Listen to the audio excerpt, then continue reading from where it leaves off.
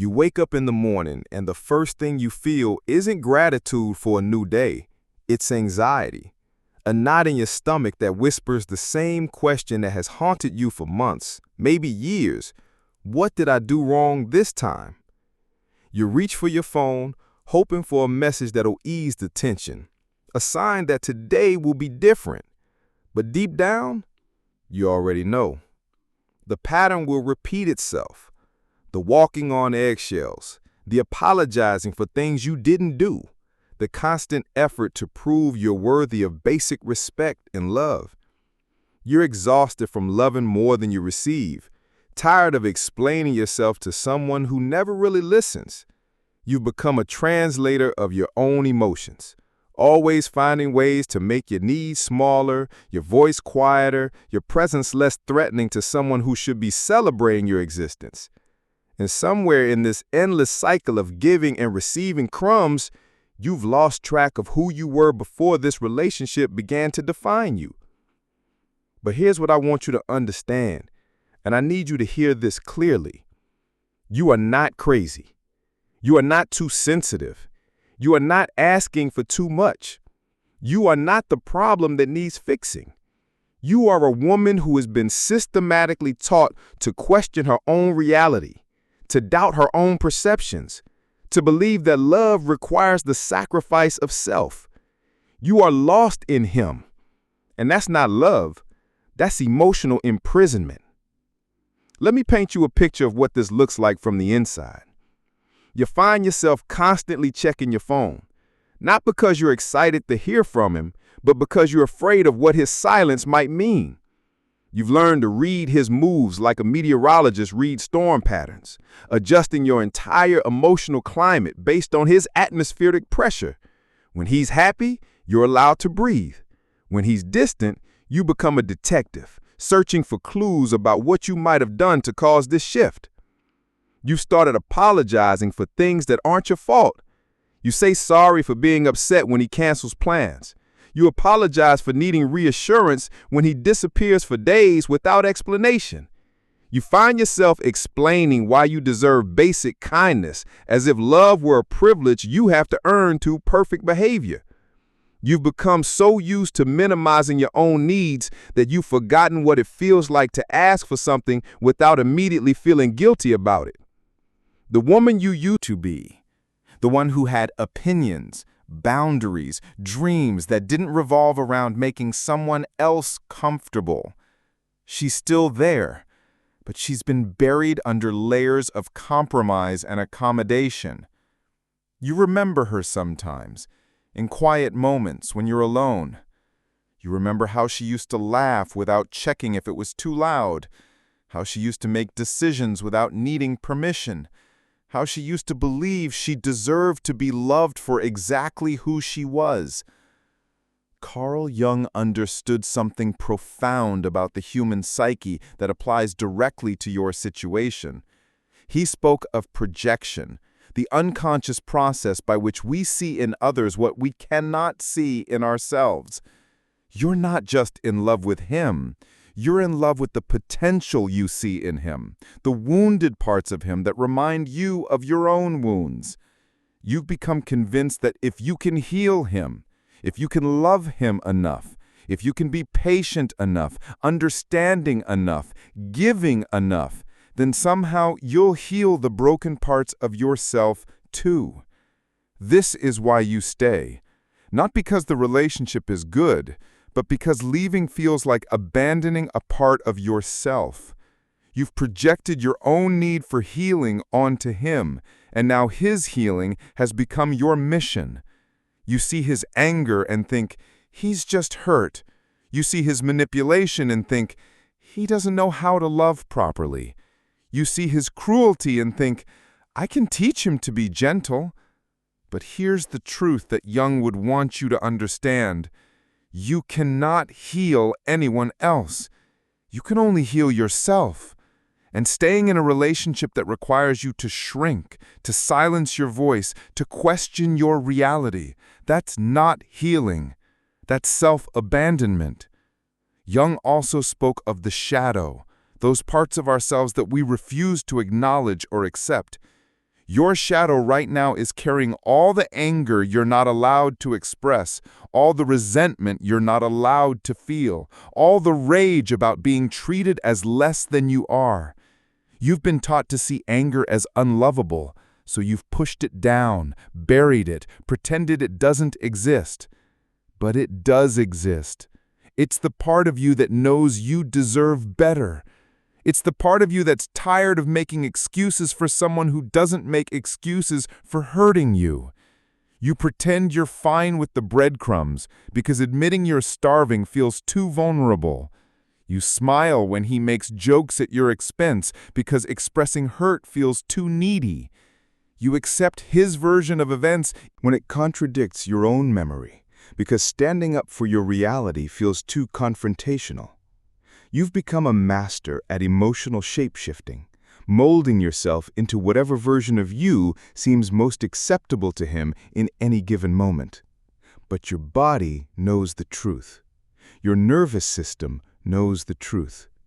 The anxiety that grips you, the insomnia that keeps you staring at the ceiling, the way your heart races when you hear his key in the door, these are not signs of love. These are signs of trauma. Your body is trying to tell you something your mind has been trained to ignore. This is not safe. This is not love. This is not what you deserve. You've been living in a state of hypervigilance, constantly scanning for threats, constantly trying to predict and prevent the next emotional explosion. You've become an expert at reading between the lines, at interpreting silence, at managing someone else's emotions while neglecting your own. You've learned to walk on eggshells so skillfully that you've forgotten what it feels like to walk on solid ground. The saddest part is that you've started to believe this is normal. You've started to think that all relationships require this level of emotional labor, this constant negotiation for basic respect, this endless proving of your worth. You've been gaslit so thoroughly that you question whether your need for kindness is reasonable, whether your desire for consistency is too much to ask for, whether your longing for a partner who celebrates you instead of tolerating you is unrealistic. You find yourself defending him to friends and family, not because his behavior is defensible, but because admitting the truth feels like admitting you've been a fool. You make excuses for his treatment of you because facing the reality of what you've accepted feels too overwhelming. You minimize the impact of his words and actions because acknowledging the full weight of the damage feels too dangerous. But I want you to know something. And I need you to really hear this. You are not a fool for loving someone. You are not weak for hoping someone would change. You are not stupid for believing in potential.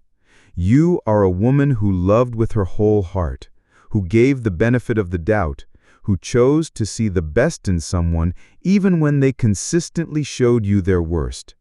That's not a character flaw. That's a beautiful heart that has been taken advantage of. The problem isn't that you loved too much. The problem is that you loved someone who did not love you. You've been loving someone who wasn't capable of receiving that love and honoring it.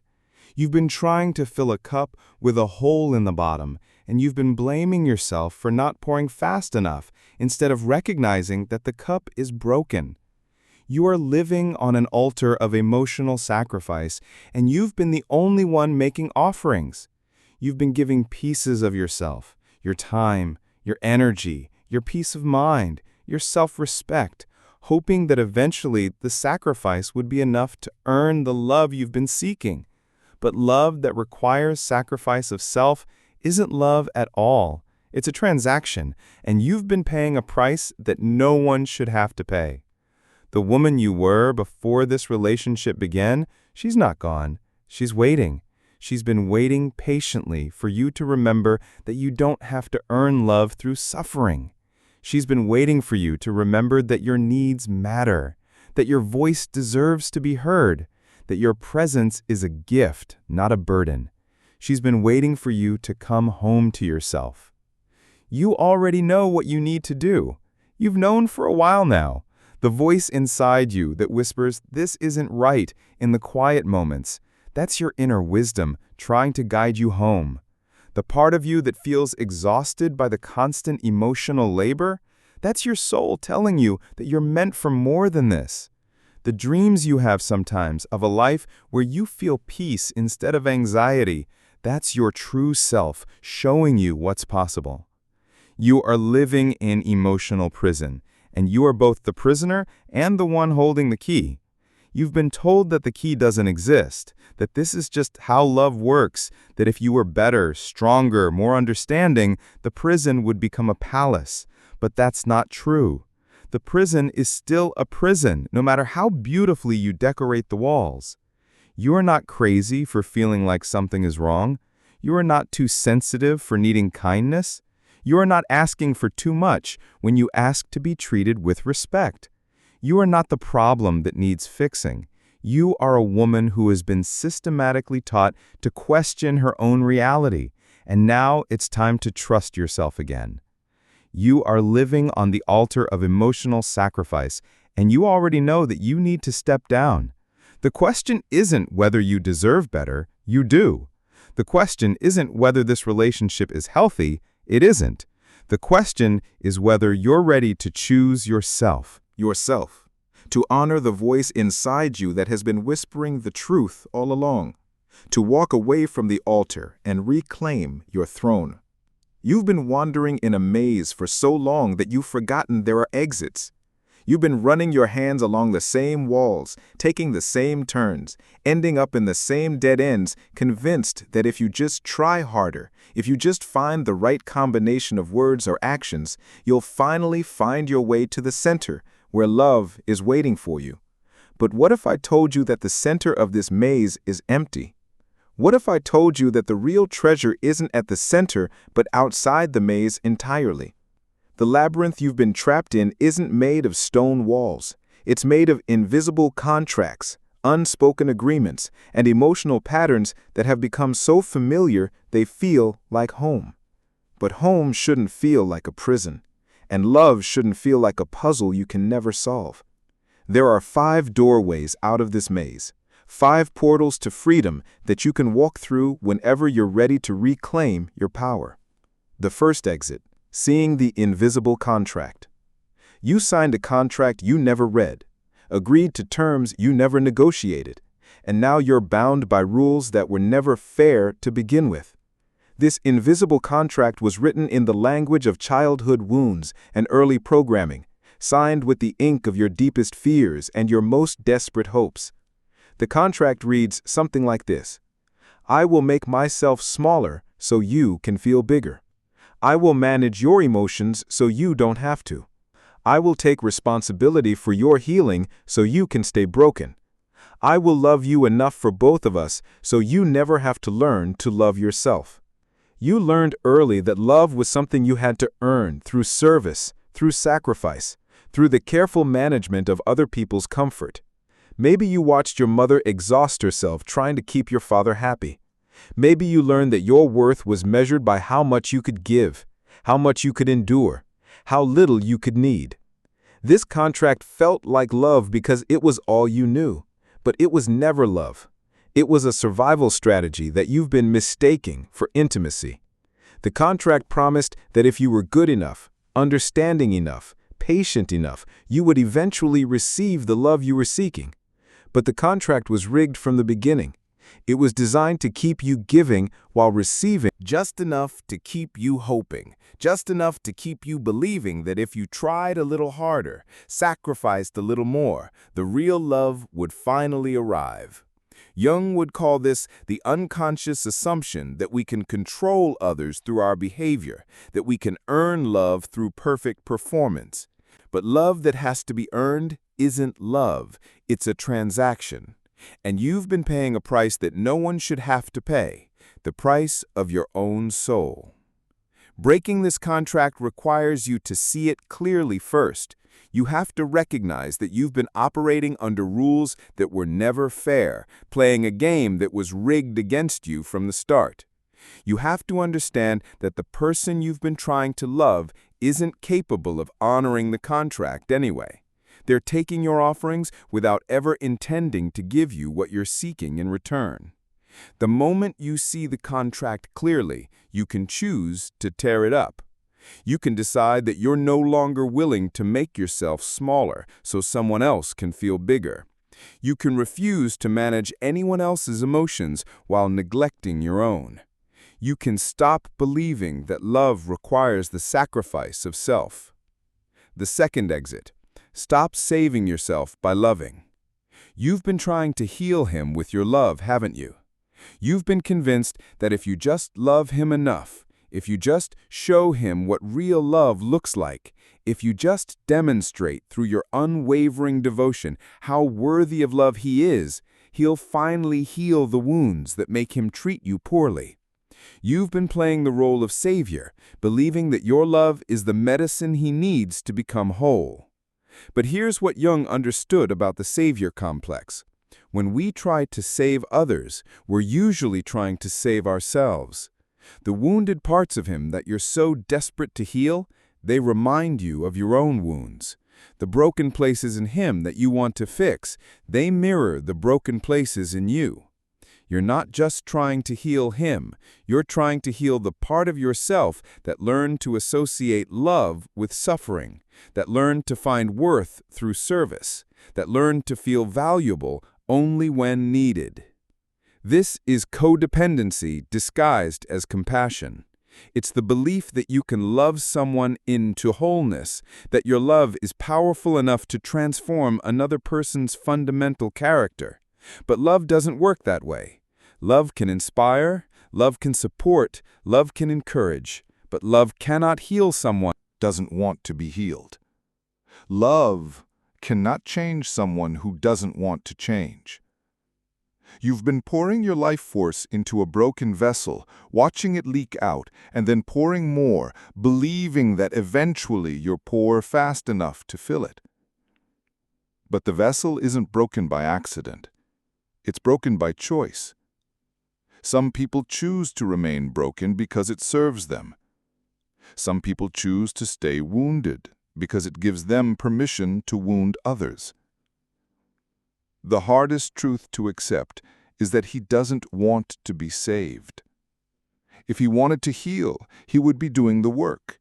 If he wanted to change, he would be taking responsibility for his actions. If he wanted to love you properly, he would be learning how to love.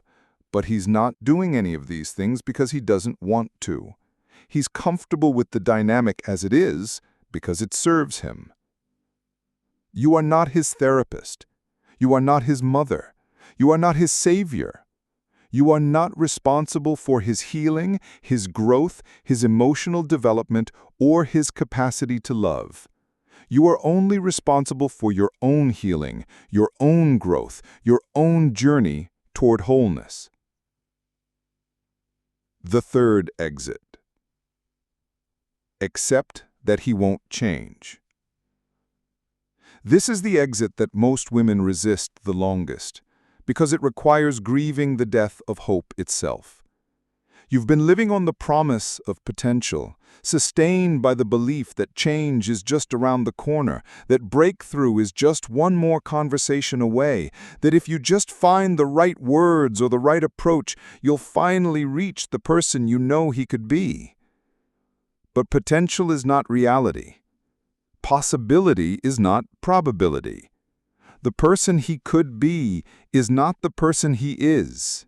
And the person he is has been showing you exactly who he is through his actions, his choices, his patterns, his treatment of you. When someone shows you who they are, believe them. When someone demonstrates their capacity for growth, believe them. When someone shows you their willingness to change, believe them. And when someone shows you their commitment to staying exactly as they are, believe that too. He doesn't need to be evil to be wrong for you. He doesn't need to be a monster to be incapable of loving you the way you deserve. He doesn't need to be intentionally cruel to be someone you need to walk away from. He just needs to be consistently inconsistent, reliably unreliable, predictably unpredictable. He just needs to be someone who makes you question your reality, doubt your worth, and shrink your dreams. You've been waiting for him to become the person you fell in love with, but that person was never real. That person was a projection, a possibility, a glimpse of potential that you mistook for a promise. The man you fell in love with was the man you hoped he could become, not the man he actually is. Jung spoke of the difference between the persona and the true self. The persona is the mask we wear, the image we project, the version of ourselves we present to the world. The true self is who we actually are when no one is watching, when we're not trying to impress anyone, when we're not performing for approval. You fell in love with his persona, but you've been living with his true self. And his true self has been showing you that he's not capable of the love you're seeking. The fourth exit, rescuing the queen in you. Somewhere along the way, you forgot that you are royalty. You forgot that you have a throne inside you, a crown that no one can take away, a kingdom that is yours to rule. You've been living like a beggar, asking for scraps of attention, grateful for moments of kindness, settling for crumbs when you deserve a feast. The queen in you knows her worth. She doesn't beg for love because she knows she is love. She doesn't plead for respect because she commands it naturally. She doesn't try to convince anyone of her value because her value is inherent, undeniable, absolute. She doesn't shrink herself to make others comfortable because she knows that her presence is a gift, not a burden. But you've been so busy serving in someone else's kingdom that you've forgotten you have your own. You've been so focused on making him feel like a king that you've forgotten you are a queen. You've been so invested in his comfort that you've abandoned your own throne. The queen in you has been waiting patiently for you to remember who you are. She's been waiting for you to stop asking for permission to take up space, to stop apologizing for having needs, to stop making yourself smaller so others can feel bigger.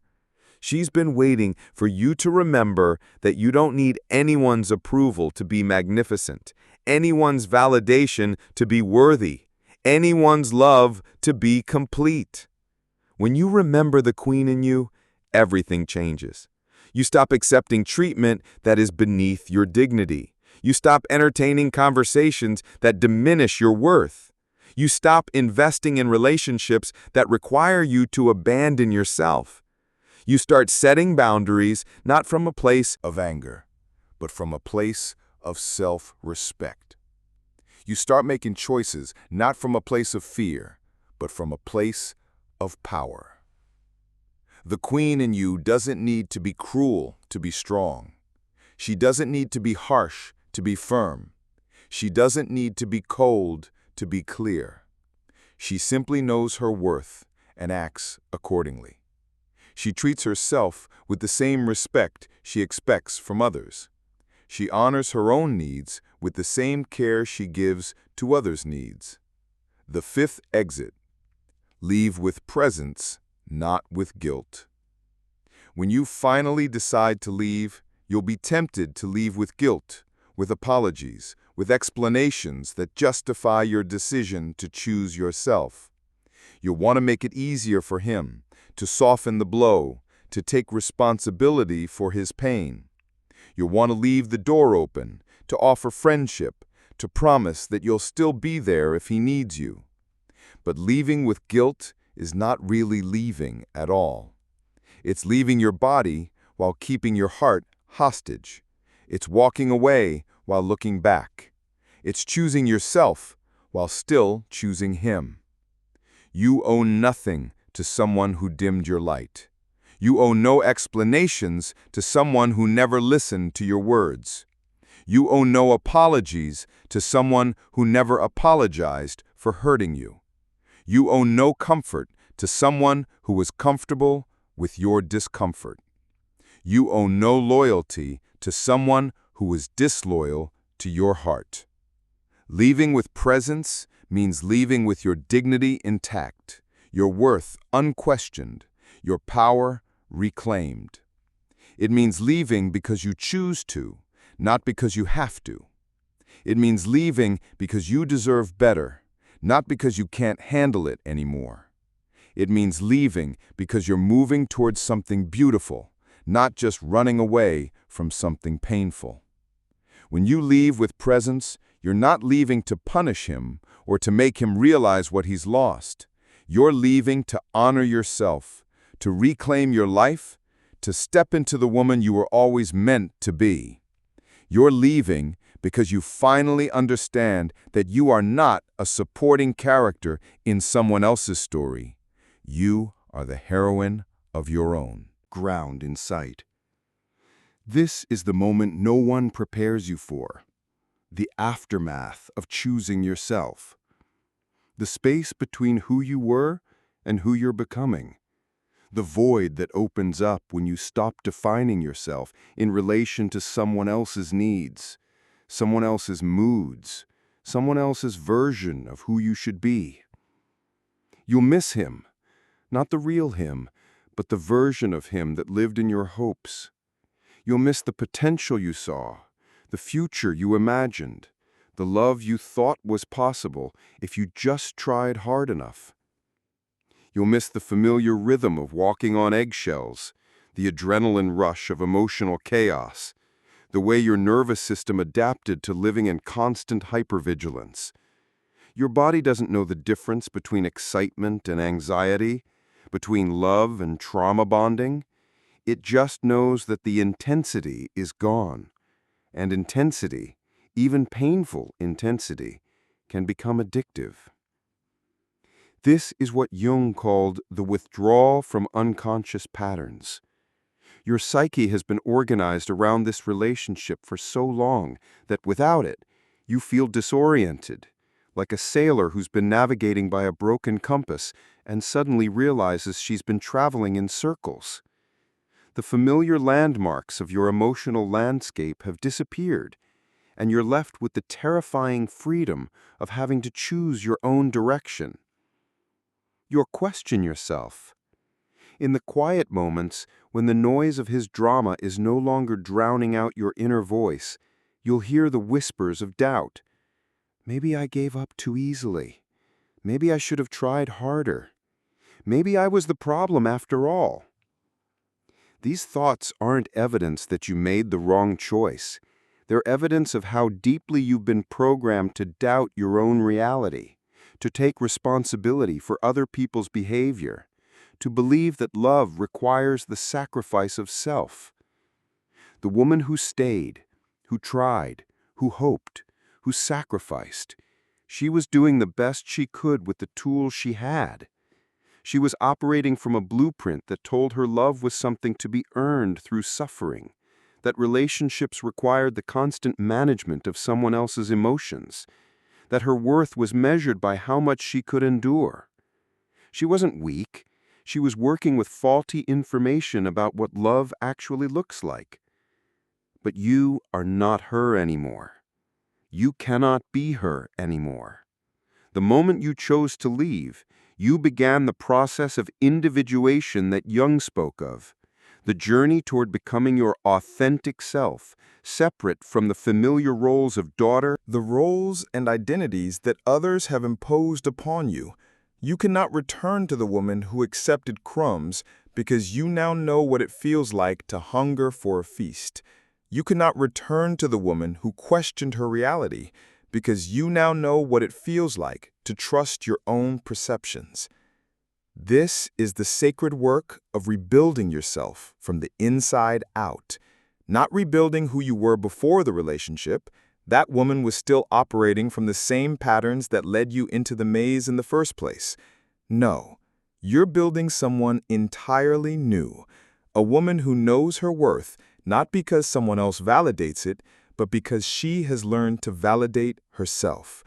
A woman who sets boundaries, not from a place of anger, but from a place of self-respect. A woman who chooses relationships that honor her, not relationships that require her to abandon herself. The empty space you're feeling isn't a void to be filled. It's a canvas to be painted. It's the space where your authentic self gets to emerge, where your true desires get to be heard, where your real dreams get to take shape. For so long, that space was occupied by someone else's needs, someone else's emotions, someone else's version of who you should be. Now, it's yours again. You'll discover parts of yourself that you forgot existed. You'll remember that you used to have opinions about things other than his moods. You'll remember that you used to make decisions based on what you wanted, not what would keep the peace. You'll remember that you used to laugh without checking to see if it was too loud, that you used to speak without measuring every word for its potential to cause offense. The mirror that was cracked by his treatment of you, the one that showed you a distorted version of yourself, small and desperate and never enough, that mirror is finally breaking completely. And behind it, you'll see your real face, the face of a woman who survived, who chose herself, who walked away from the altar of emotional sacrifice and remembered that she has a throne. This is what Jung meant when he spoke of the self with a capital S, not the ego self that seeks approval and validation from others, but the true self that knows its own worth, that trusts its own wisdom, that needs no external validation to feel complete. You are not becoming someone new. You're becoming who you always were beneath the layers of conditioning and compromise. The butterfly doesn't return to the cocoon because she remembers What it felt like to be safe in that small, dark space. She remembers the cramped quarters, the limited view, the way she had to make herself smaller to fit. But she also remembers the moment she realized that the cocoon wasn't protecting her, it was constraining her. She remembers the moment she understood that she had outgrown the space that once felt like home. You are the butterfly now. You cannot return to the cocoon of that relationship because you are no longer the caterpillar who needed that kind of protection. You have wings now, not the wings of escape, but the wings of choice. You can fly toward what serves you, what honors you, what celebrates the fullness of who you are. The altar where you sacrificed pieces of yourself has been dismantled. The stones have been repurposed to build something new, a foundation for a life that is truly yours. Every boundary you set is a stone in that foundation. Every time you honor your own needs, you're adding another stone. Every time you choose yourself, you're building something that cannot be torn down by anyone else's inability to love you properly. You will love again, but it will be different. You will love from a place of fullness, not emptiness. You will love someone who adds to your life, not someone who requires you to subtract from yourself. You will love someone who celebrates your strength, not someone who feels threatened by it. You will love someone who wants to know the real you, not someone who wants to reshape you into their ideal. But first, you will love yourself, not in the way you were taught to love yourself, conditionally, based on your performance, your achievements, your ability to make others happy. You will love yourself the way you always deserved to be loved, completely, unconditionally, without reservation. You will love yourself enough to set boundaries. You will love yourself enough to walk away from what doesn't serve you. You will love yourself enough to stay present with your own experience instead of constantly managing someone else's. The woman who walked away from that relationship, she is not the same woman who entered it. She has been forged in the fire of her own choosing, tempered by the strength it took to say no to what everyone else thought she should accept. She has learned that love is not something you have to earn through suffering, that relationships are not puzzles you have to solve, that your worth is not determined by someone else's ability to see it. You are not broken. You were never broken. You are a whole person who learned to make herself smaller to fit into someone else's limited vision of who you should be. You are a complete woman who learned to fragment herself to make someone else comfortable. You are a powerful being who learned to dim her light so someone else wouldn't feel threatened by her radiance. The work now is not to fix yourself. There is nothing to fix. The work now is to remember yourself, to reclaim the pieces of yourself that you gave away, to step fully into the magnificent woman you were always meant to be. The work now is to trust your own voice, to honor your own needs, to believe in your own worth. You will not return to who you were before, because who you were before was still learning these lessons. You will become who you were always meant to be, a woman who knows her worth, who trusts her wisdom, who chooses love that honors her instead of love that diminishes her. The altar has been dismantled, the cocoon has been broken, the mirror has been shattered to reveal the truth behind it. You were not the woman who begged for love, you are the woman who became love. You are not the woman who settled for crumbs, you are the woman who prepared her own feast. You are not the woman who lost herself in someone else. You are the woman who found herself in the courage to choose herself. If this message has touched your soul, if you see yourself in these words, if you feel the stirring of recognition in your heart, then you are ready. You are ready to step down from the altar. You are ready to break out of the cocoon. You are ready to see your real face in the mirror. You are ready to remember that you don't need to beg for love because you are love itself. Share this message with the women in your life who need to hear it. Leave a heart and say, I deserve to be whole, because you do. You deserve to be whole, to be honored, to be celebrated for exactly who you are. You deserve love that adds to your life instead of subtracting from it. You deserve to be with someone who sees your worth instead of someone who makes you question it. The butterfly doesn't return to the cocoon, and neither will you.